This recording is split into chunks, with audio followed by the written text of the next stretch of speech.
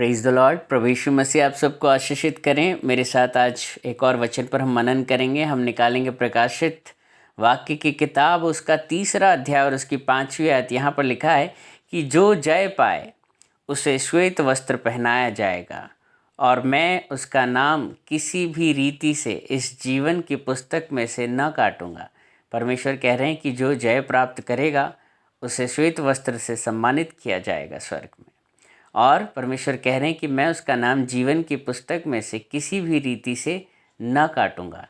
इसका अगर हम अपोजिट देखें तो जो लोग जय प्राप्त नहीं कर पाएंगे वो श्वेत वस्त्र से ना तो सम्मानित किए जाएंगे और उनका नाम भी जीवन की पुस्तक में से काटा जाएगा। अगर हम यहाँ विरोधाभास में देखें तो इसका मतलब है अगर जीवन की पुस्तक में नाम लिखा गया है तो प्रभु कह रहे हैं कि मैं किसी रीति से उसका नाम जीवन की पुस्तक में से ना काटूंगा जो जय प्राप्त करेगा। लेकिन जो जय प्राप्त नहीं कर पाएगा उसका मतलब ये है कि उसका नाम जीवन की पुस्तक में से काटा जा सकता है।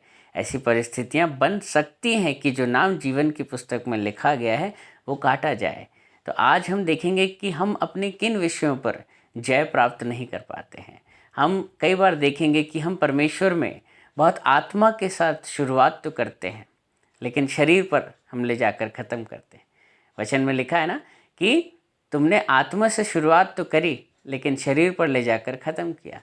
हम बहुत आत्मिक रूप से प्रभु में आते हैं, बहुत अच्छे से प्रभु में बढ़ते हैं, लेकिन धीरे धीरे हम देखेंगे कि संसार की जो चिंताएं हैं, संसार की जो अभिलाषाएं हैं, शरीर की जो अभिलाषाएं हैं, आँखों की अभिलाषाएं, जीविका का घमंड, जीविका की चिंताएं और कहीं ना कहीं बाइबल की जो आज्ञाएं और जो बातें जो लिखी गई हैं कि आपको किस प्रकार से एक पवित्र जीवन जीना है, किस प्रकार से आपको लोगों की मदद करनी है, किस प्रकार से आपको परमेश्वर के भय में बढ़ना है।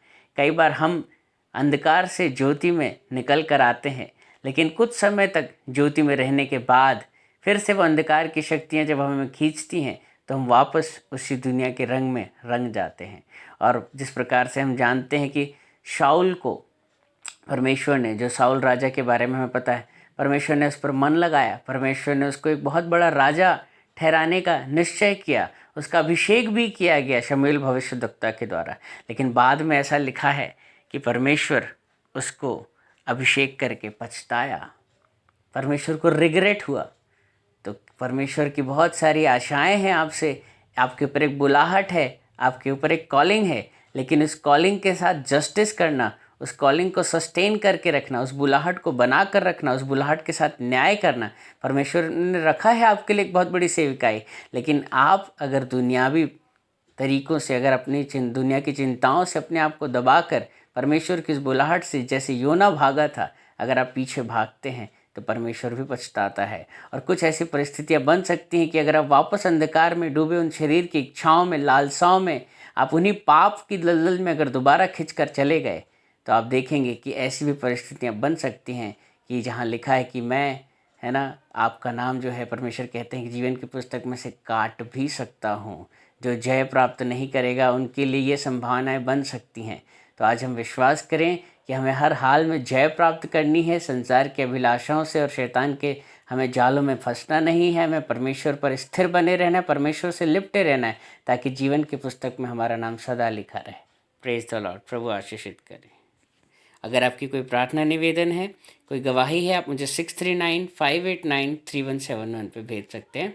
प्रभु आपके दिन को आशीषित करें। Praise the Lord.